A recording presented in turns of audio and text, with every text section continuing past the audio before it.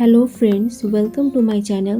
আজ আমি আপনাদের চুলায় কীভাবে বেকারি স্টাইলে পাউন্ড কেক তৈরি করা যায় তা দেখাবো। এটি তৈরি করতে যা যা উপকরণ লাগছে তার সঠিক পরিমাপগুলো প্রথমে দেখে নেই। 3টি ডিম, 1 কাপ আর 1/4 কাপ ময়দা, 1 টেবিল চামচ গুঁড়ো দুধ, 1 চা চামচ কর্নফ্লাওয়ার, 1/2 চা চামচ বেকিং পাউডার আর 1/4 চা চামচ বেকিং সোডা নিয়েছি। এরপর সমস্ত উপকরণগুলো একত্রে একটি চালনিতে নিয়ে ভালোভাবে চেলে নেব।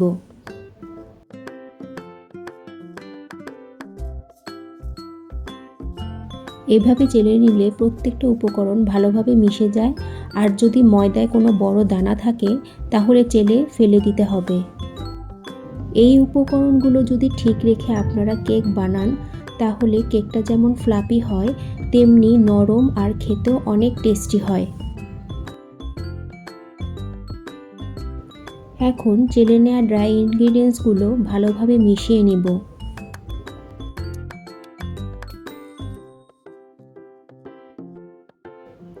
মিক্সিতে 1 কাপের একটু কম চিনি নিয়ে প্রথমে গুঁড়ো করে নেব। আমি যেটুকু পরিমাণ ময়দা নিয়েছি সেক্ষেত্রে এই পরিমাণ চিনিটাই পারফেক্ট হয়েছে। যদি কেউ বেশি পরিমাণে মিষ্টি পছন্দ করেন তাহলে অবশ্যই এর থেকে একটু বেশি চিনি দিতে পারেন।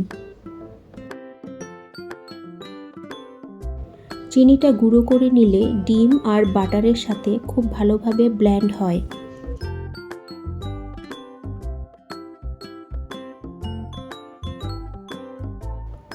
এখন চিনি, ডিম আর 1/4 কাপ বাটার দিয়ে প্রায় 2 মিনিট ব্লেন্ড করে নেব।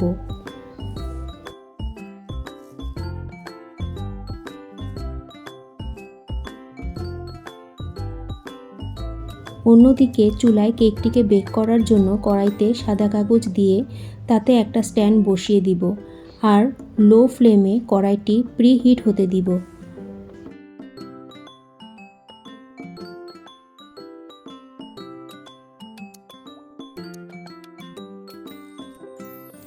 একটি বাটিতে ব্লেন্ড করা ডিম, চিনি আর ব্যাটারের মিশ্রণটি ঢেলে নিব।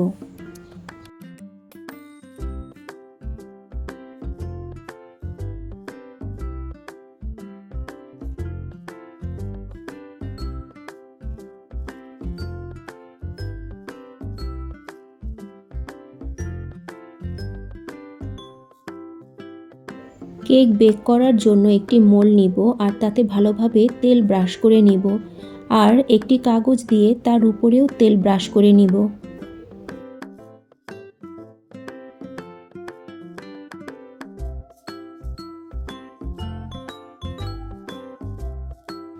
ব্লেন্ড করে নেওয়া ডিম, চিনি আর বাটারের মিশ্রণটিতে 1/2 চা চামচ ভ্যানিলা এসেন্স দিয়ে ভালোভাবে মিশিয়ে নিব। এতে করে ডিমের কাঁচা গন্ধটাও দূর হয়ে যাবে। এখন চেলে নেওয়া ড্রাই ইনগ্রিডিয়েন্টসগুলো অল্প অল্প করে দিয়ে ভালোভাবে মিশিয়ে নিতে হবে।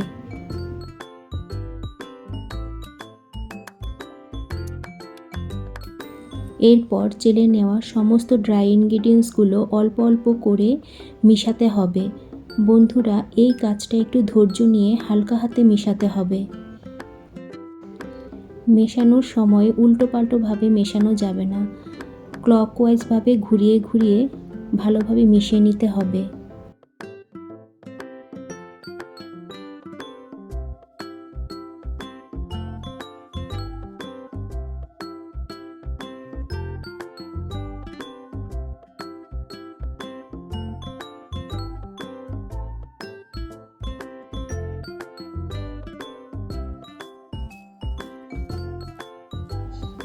কেকটাতে ভালো কালার হওয়ার জন্য একটু ফুড কালার অ্যাড করেছি।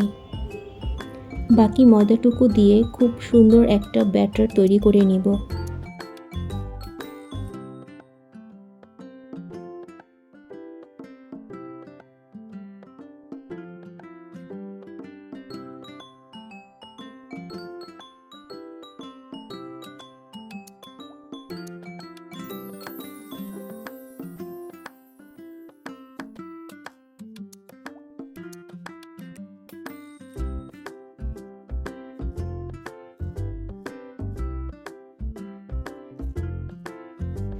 ব্যাটারটা এরকম স্মুথ হবে, আর যখন এভাবে উপর থেকে ঢেলে দিলে ভাঁজ হয়ে পড়ে তখন বুঝতে হবে ব্যাটারটা পারফেক্ট হয়েছে।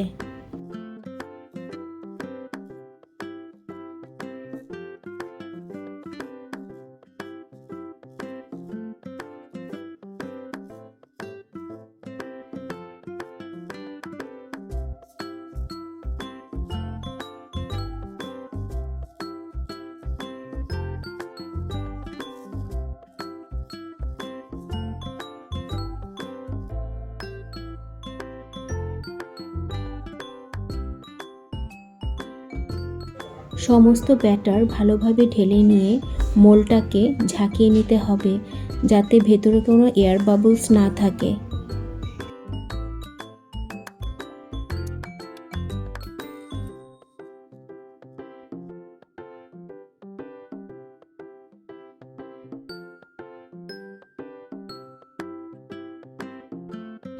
কড়াইতে মোলটাকে রেখে ঢাকনা দিয়ে ভালোভাবে ঢেকে দিব আর 40 থেকে 45 মিনিট পর্যন্ত বেক হতে দিব। প্রায় 50 মিনিট পর আমি ঢাকনাটা খুলে দিয়েছি। এর মাঝে কিন্তু একবারও ঢাকনাটা খোলা যাবে না। এরপর একটি কাঠি দিয়ে আমি চেক করে দেখলাম কাঠিটিতে কোনো ব্যাটার লেগে নেই, এর মানে কেকটা খুব ভালোভাবে বেক হয়ে গেছে। কেকটাকে উঠিয়ে নিয়ে একটু ঠান্ডা হতে দিব। একটু ঠান্ডা হলেই মোল্ড থেকে কেকটাকে বের করে নেব।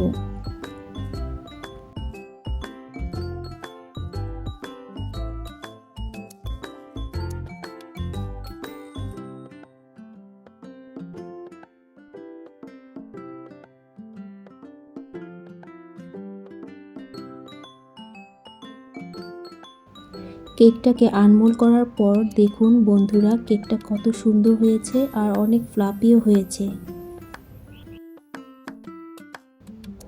কেকের ভেতরটাকে ময়েস্ট রাখার জন্য হালকা গরম থাকতেই চিনির সিরাপ ব্রাশ করে দিব। একটা পলিথিনে বা জিপলক ব্যাগে 30 মিনিটের জন্য এই সিরাপ দেওয়া কেকটাকে রেখে দিব।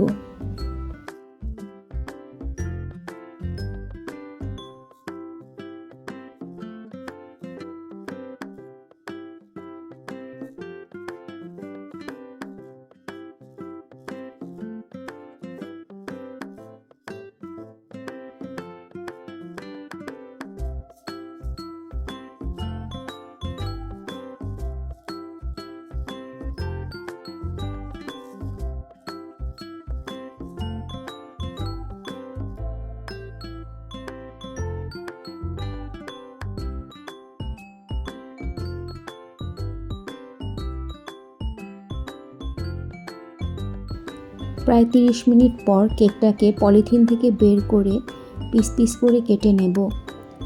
কেক থেকে বাটার আর ভ্যানিলার খুব সুন্দর গন্ধ বের হয়েছে, আর ছুরি দিয়ে কাটতেই বোঝা যাচ্ছে কেকটা কতটা সফট হয়েছে।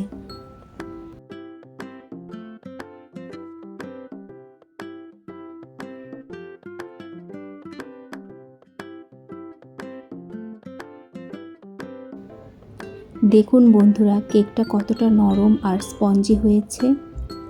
এই রেসিপি ফলো করে একবার আপনারা বাসায় কেক বানিয়ে দেখুন। আই হোপ আপনাদের খুব ভালো লাগবে। আর ভিডিওটা যদি ভালো লাগে তাহলে অবশ্যই সাবস্ক্রাইব করে আমাকে সামনে এগিয়ে যেতে মোটিভেট করবেন। আজ এ পর্যন্তই, আসবো নতুন কোনো রেসিপি নিয়ে।